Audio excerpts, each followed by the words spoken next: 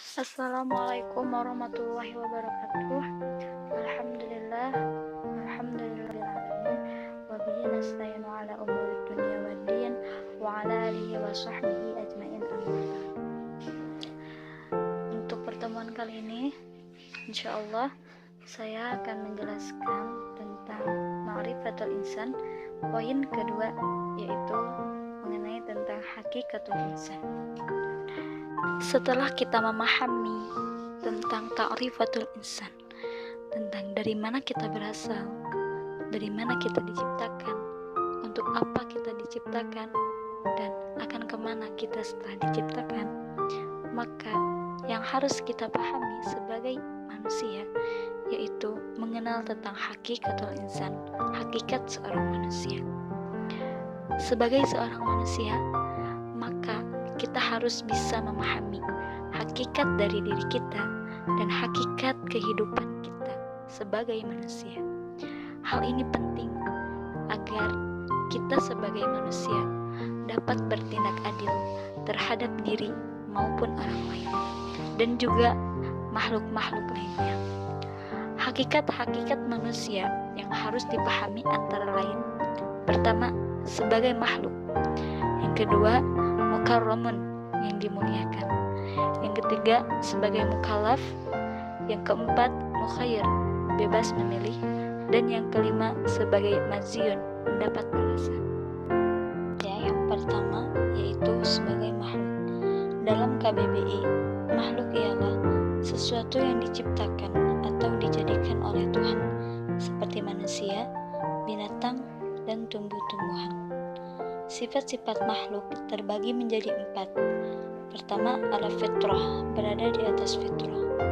Apakah fitrah itu? Fitrah adalah sifat awal kesucian, bakat, dan pembawaan. Manusia merupakan makhluk ciptaan Allah yang diciptakan di atas salah fitrah, berada di atas fitrah, sebagaimana disebutkan dalam Quran surah Ar-Rum ayat 30. Ya, diciptakan dalam keadaan ala fitrah, maksudnya adalah manusia diciptakan oleh Allah Ta'ala dalam keadaan kecenderungan kepada kebenaran dan patuhnya. Dua, yaitu lemah. Kelemahan manusia terutama dalam menghadapi godaan nafsunya. Kadang mereka mengalami kelemahan azam atau tekad, lemah iman, dan kesabaran. Allah Subhanahu wa Ta'ala berfirman dalam Quran surah An-Nisa ayat 28. Selanjutnya yaitu bodoh.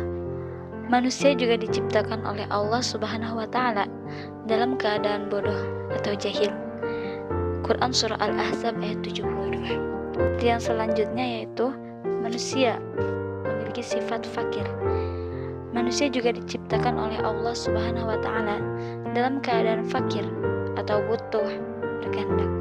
Quran surah Fatir ayat 15. Manusia diciptakan oleh Allah Ta'ala dalam keadaan tidak memiliki apapun kecuali apa yang dianugerahi Allah kepadanya. Semua yang dinikmati manusia sepanjang hidupnya adalah berasal darinya. Manusia selanjutnya yaitu dimuliakan. Manusia adalah satu-satunya makhluk Allah yang dimuliakan dari makhluk yang lain. Karena diantaranya, pertama, dengan ditiupkannya roh. Quran surah As-Sajdah ayat 9. Dan yang kedua, dikarenakan manusia memiliki keistimewaan. Manusia makhluk Allah yang diberi keistimewaan dibanding dengan makhluk lainnya, sebagaimana firman Allah dalam Quran surah Al-Isra ayat 70. 3. Ditundukkan alam kepadanya. Sebagai makhluk yang sifat musakharunlah, yaitu telah ditundukkan alam ini kepadanya. Firman Allah dalam Quran surah Al-Jasiyah ayat 12. Manusia yang selanjutnya yaitu dibebani. Manusia dibebani oleh Allah Subhanahu wa Ta'ala, itu berupa pertama, tugas ibadah. Quran surah Az-Zariyat ayat 56. Dan yang kedua, sebagai khalifah. Quran surah Al-Baqarah ayat 30.